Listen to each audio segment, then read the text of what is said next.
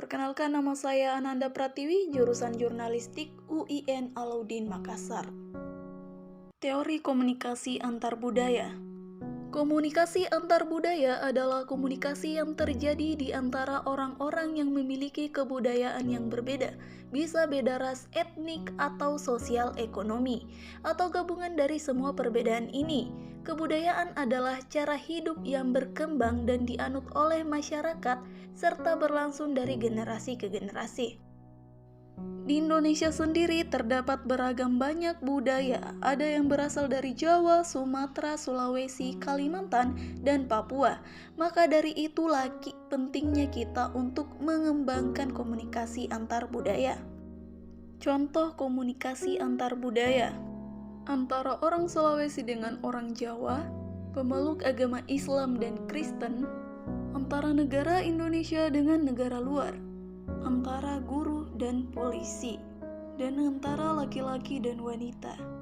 Fungsi komunikasi antar budaya. Yang pertama, menyatakan identitas sosial. Dalam proses komunikasi antar budaya terdapat beberapa perilaku komunikasi individu yang digunakan untuk menyatakan identitas sosial. Perilaku itu dinyatakan melalui tindakan baik secara verbal dan nonverbal. Dari perilaku asal dapat diketahui identitas diri maupun sosial. Misalnya dapat diketahui suku, bangsa, agama maupun tingkat pendidikan seseorang.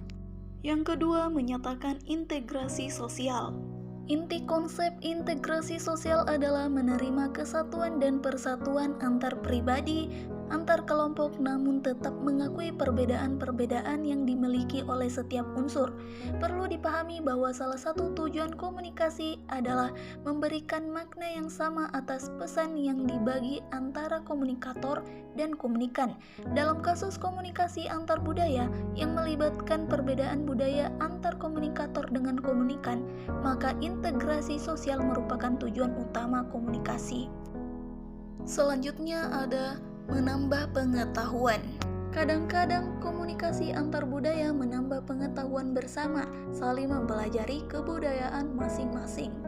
Dan fungsi yang terakhir adalah sebagai jembatan. Dalam proses komunikasi antar budaya, maka fungsi komunikasi yang dilakukan antara dua orang yang berbeda budaya itu merupakan jembatan atas perbedaan antara mereka. Fungsi menjembatani itu dapat dikontrol melalui pesan-pesan yang mereka pertukarkan. Keduanya menjelaskan perbedaan tafsir atas sebuah pesan sehingga menghasilkan makna yang sama. Fungsi ini dijelaskan pula oleh berbagai konteks komunikasi termasuk komunikasi massa. Bahkan dalam dunia jurnalistik, komunikasi antar budaya sangat berpengaruh. Terlebih lagi ketika terjun langsung ke lapangan untuk meliput suatu berita ataupun membuat artikel yang membutuhkan narasumber dari beberapa budaya. Maka itulah kita sebagai calon jurnalis pentingnya untuk mengembangkan komunikasi antar budaya agar dapat membantu dalam menyelesaikan pekerjaan.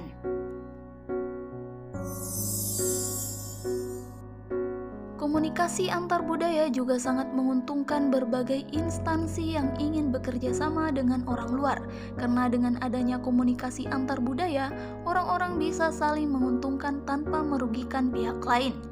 Bisnis akan meningkat ketika orang-orang dari berbagai budaya menemukan pendekatan baru, menciptakan solusi dengan menggabungkan perspektif budaya dan belajar melihat dari sudut pandang yang lain. Komunikasi antar budaya juga memberikan dampak negatif. Di antaranya, budaya-budaya tradisional kita akan tergeser oleh budaya negara lain, erosi nilai-nilai budaya, terjadinya akulturasi budaya, mempercepat perubahan pola kehidupan bangsa, membuat sikap menutup diri dan berpikir sempit, lenyapnya identitas kultural nasional dan lokal, kehilangan arah sebagai bangsa yang memiliki jati diri, hilangnya semangat nasionalisme dan patriotisme, sikap individualistik, gaya hidup kebarat-baratan, dan kesenjangan sosial.